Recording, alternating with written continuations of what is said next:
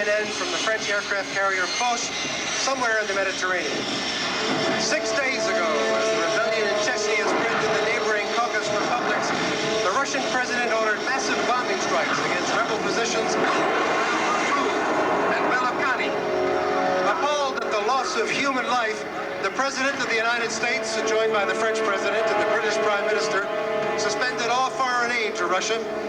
Ultra-nationalist leader Vladimir Rodchenko denounced the U.S. pressure as an act of war against the Russian Republic and Russian sovereignty.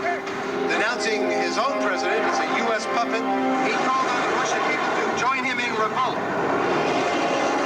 He said this brutish and hypocritical American intervention will not go unanswered.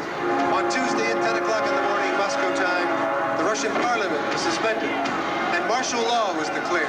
With the government in crisis, the Russian Republic was entering into what can only be described as a state of civil war. Then yesterday at dawn, Rodchenko and rebel forces seized the region around Vladivostok, including a naval base and a nuclear missile base housing Russian ICBMs. As regular Russian military forces move in to encircle Rodchenko, allied military forces are in a state of high alert. These French planes taking off behind me have been deployed near the Caucasus since the beginning of the crisis. And a crisis which started in the Caucasus has now spread to the Far East and appears to be turning into the worst standoff since the Cuban Missile Crisis. This is Richard Valeriani reporting live for CNN from the French aircraft carrier Foch, somewhere in the Mediterranean.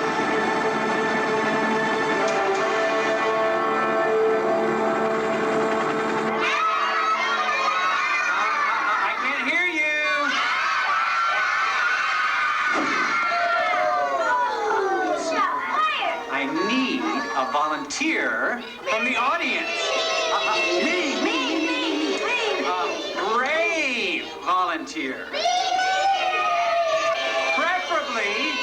Preferably somebody who was born on October 18th, 1990. Over here? Ah, you must be the birthday girl. What's your name? Russian ultra-nationalist leader, backed by his rebel army, threatened nuclear attack on the United States and Japan. The threats come as a response to the United States' involvement in Chechnya and are not considered idle. Now sit on the board and tell me, Robin, do you believe in magic? Good, because if you believe in magic, we can suspend you in the air without the help of a flying carpet. Meeting in an emergency session while the President Joint Chiefs of Staff.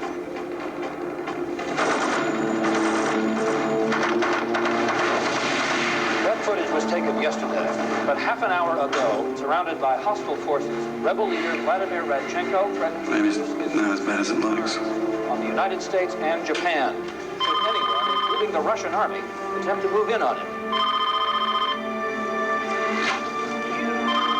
Based on the history of this man, this cannot be viewed as an idle threat. Sander Van Oker is standing by. It is.